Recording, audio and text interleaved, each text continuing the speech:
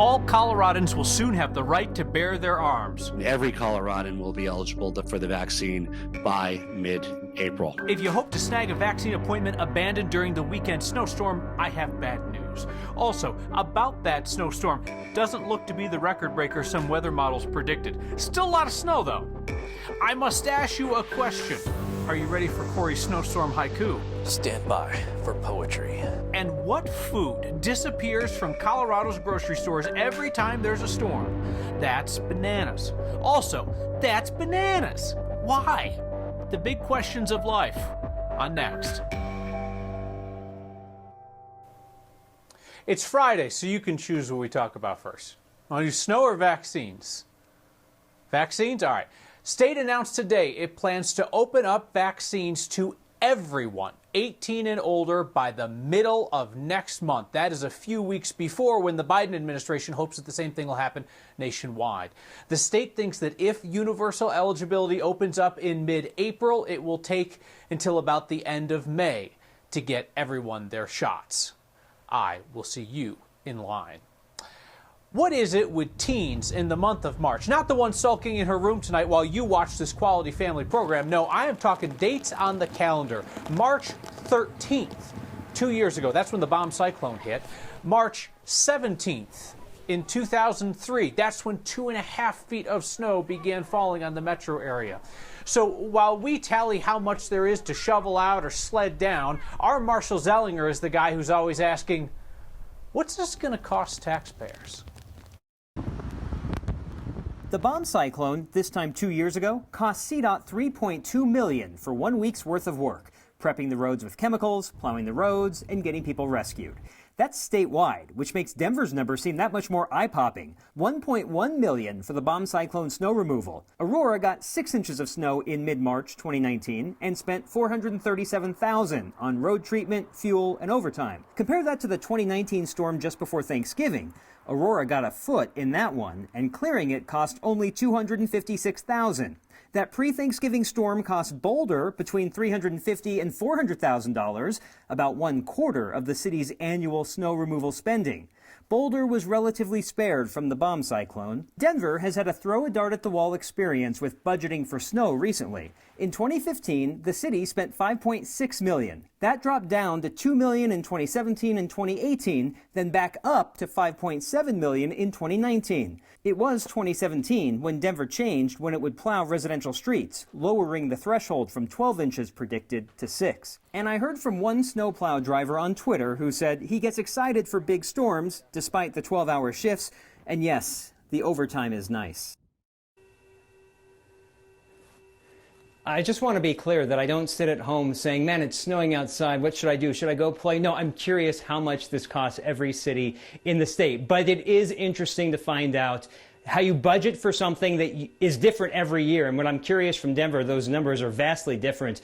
And in that year when it was really low, in the $2 million range, that was the year they announced, hey, we're going to start plowing residential streets again for a lower threshold. It's probably because they banked enough money. So we'll see what happens as the years that we continue to get snow. Is that going to change again? I just appreciate, Marshall, that it's not one of those things where every year they act surprised that it's happening. Oh, looks like we're going to need to throw a little bit more money into the snow budget. No, they don't pull that game. They know it's going to snow. You got to put some money there.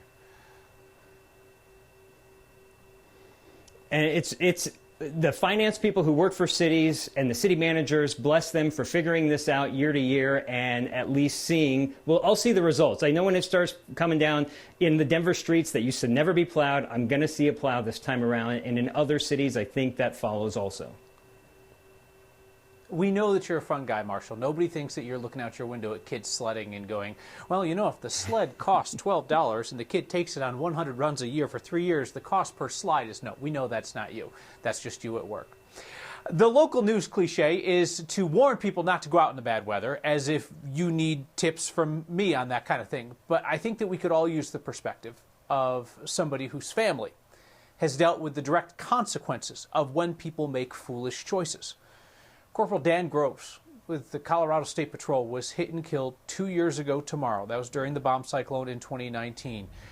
He was helping a vehicle that slid off the road on I-76 when he was hit by another driver who lost control of his car. His cousin, Katie Wyeth, remembers him as the big personality in her family. Wyeth also happened to work with Trooper Jamie Jersevich, who was hit and killed by a drunk driver on I-25 back in 2015. Two instances where if people had moved over, lives could have been saved. She reached out to us today asking if she might have a word with you before the storm. You know, to me, it's very personal. It's family, it's friends. You know, these aren't just uniforms. These are people with families and people that care about them and miss them all the time. I drive for work. I cover much of the state for my job, and I understand how easy it is to get distracted. And I can't say that I've never been distracted myself, but I try really hard to remember what that responsibility is of operating a vehicle. If you don't have to be outside, don't be. Leave the people who have to work the roads and keep us safe. Give them the space to do that, whether it's a plow or the police. Katie brought up another good point today. She said, you know, most of us have learned over the last year during the pandemic what is truly essential and must be dealt with right away and what we can wait on. She says she hopes that means that this year people planned ahead or at least learned that things can wait. So if you were waiting for people to cancel their vaccine appointments because they couldn't get out in the storm so you could go grab a jab from the leftover doses, yeah, don't plan on that strategy. Anusha Roy's been talking to some of the major vaccine distributors about what they are expecting this weekend. Anusha? Yeah, and we've definitely been watching this set of rolling closures for our major hospital systems. Denver Health announced this afternoon that they're canceling all of their vaccine events this weekend because of the weather. Same thing from Health One. CVS talked about the fact that they're already going to start rescheduling their appointments on Sunday to make it on a date that's going to be easier for people to get to their appointments. Walgreens keeping really close tabs on the weather as well. And here's the thing, though, even if these cancellations and these appointments are being rescheduled at the last minute, today the state said they're not worried about those doses going to waste or going bad. If it's taken out of cold storage, you know, the Pfizer vaccine was always the one that we were most worried about, but they've actually updated the guidance. You can have it in a refrigerator for up to 2 weeks and then actually refreeze it now that they've determined that one time. So we don't have as much concerns about that.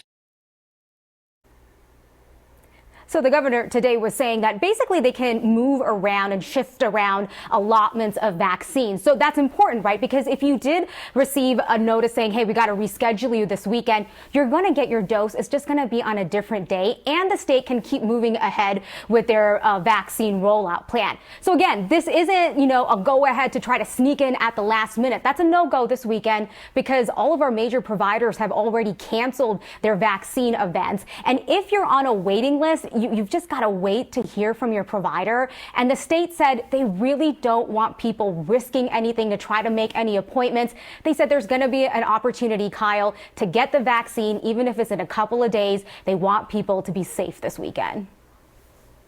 I notice you folks are going to be concerned that if they had an appointment and then they get pushed off, it's like, oh, it took me so long to get here. How long are those folks going to wait to get rescheduled, do you think? Yeah, we checked in with Denver Health, UC Health. They said they're going to get these folks in the next week. And Denver Health said they're mindful, right? Some people were due for their second dose. They're going to get you in within that right window. And UC Health said that any of the vaccines that they were planning to use for this weekend, they're just going to stay in the freezer and then they'll bring them out when those appointments come up. All right. They'll be in the freezer right along with the rest of us. Actually, it's not going to be all that cold. It's just going to be snowy. All right. Thank you, Nisha. Vaccine equity. We know that is the concern, that some communities that really need the vaccine due to their age, their health, their job, that they won't be able to get it due to one barrier or another. That's the idea of vaccine equity. Our Word of Thanks microgiving project this week is helping out a nonprofit that's getting vaccination information to the Latino community in the metro area. Cultivando works with the Promotora model. It's basically community health workers. These are trusted advocates who know people in the community who can guide their neighbors through the process. And Cultivando is also working on the other end of the system, showing government agencies and vaccine providers how to effectively reach the Latino community. You have raised $18,000 since Wednesday to help Cultivando immediately scale up to meet demand for their services. There is more demand for what the promotoras do then there are folks available to do the work. So if you text thanks to 303-871-1491, I'll shoot you that link. Chip in a few bucks. You'll feel great all weekend knowing that together we have helped some of our neighbors who really need the vaccine get access to it. Great source of potassium. Even better barometer of when a storm is coming. For the past few years, it kind of seems like the ongoing joke is you can determine how much snow we're going to get by the amount of bananas that are left at the King Supers. Is that what disappears at the stores near you? Every single time that there's any weather event coming, it's this mad panic. When Next returns, it's bananas.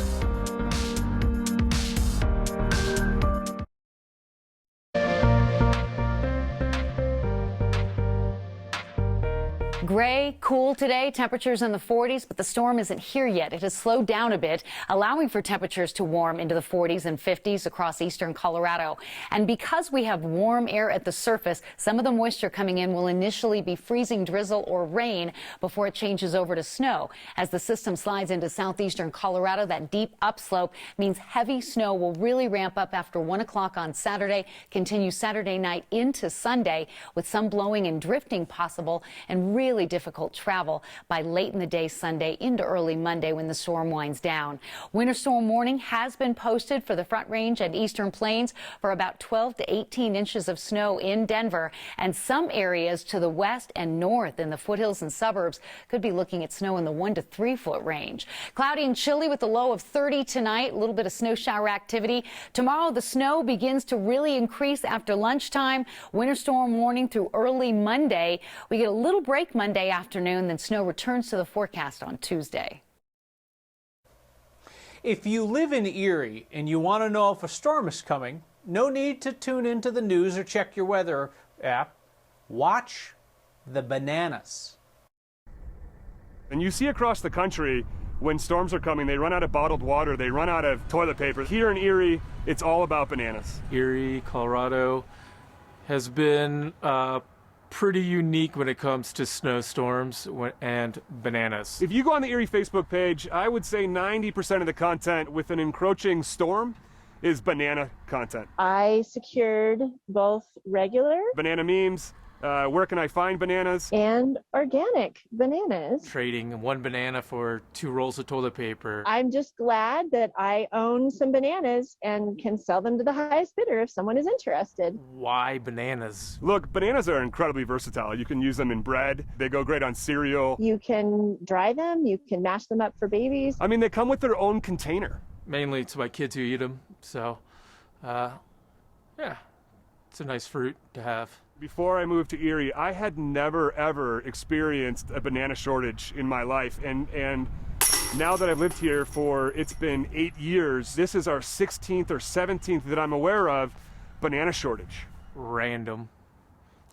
Out of all the items that you could find at a grocery store, bananas just so happens to be the one that tends to sell out fast. Everybody should have access to bananas. That's my hope for the future. The whole situation is bananas. Yeah. It's a nice fruit to have. That's my favorite. That was through the lens of our photojournalist Corky Scholl. Kroger tells us that bananas are actually an in-demand food year-round. We all know what's going on. All right, I want to know, what goes missing from your grocery store? Is it bananas everywhere, or is it different things in different places? Next at 9news.com. So email, #HeyNext is how you hit me up on Twitter. That's why I'm always looking over here to check it. Or you can share it with us on the Next Facebook page.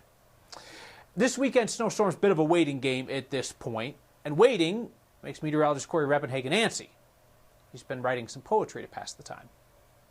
Corey Reppenhagen is on the weather beat. Great expectations. Will it hit or will it miss? Anticipation.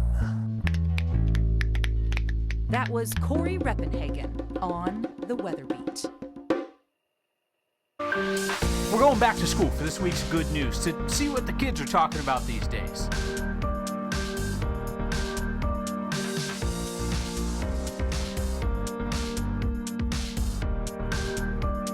Every week around here ends on an up note. Next.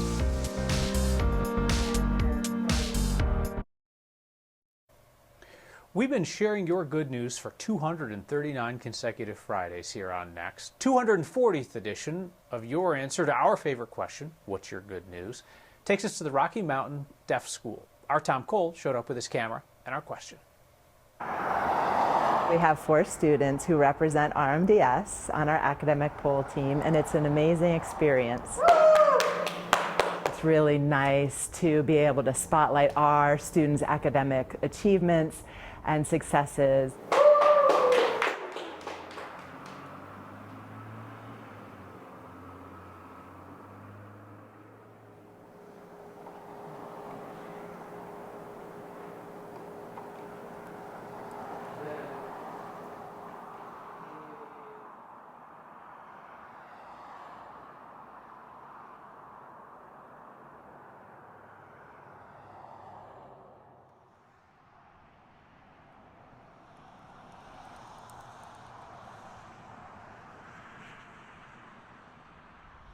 I just hope that we at least get to the semifinals in these AB bowl. Maybe this is the first time I ever feel confident, you know, talking to camera.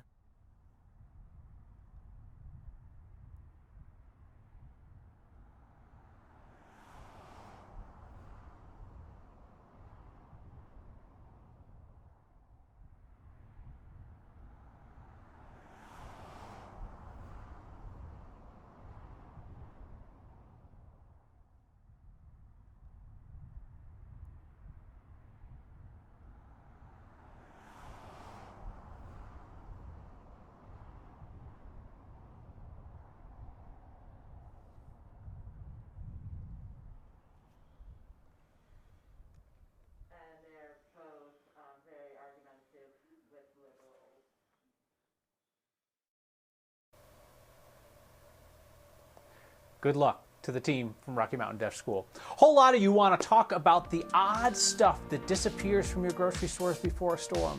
So we'll do that next.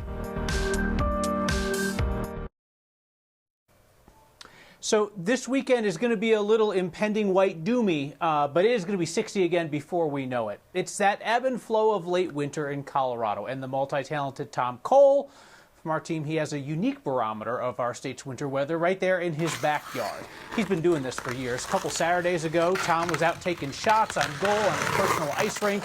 That was in fine form after our recent cold snap. Then 9 hours later, Tom says, ice rink had turned into a giant puddle. Perfect for paddle boarding. All right, now back to the stuff that you're telling us disappears pre-storm, grocery shopping.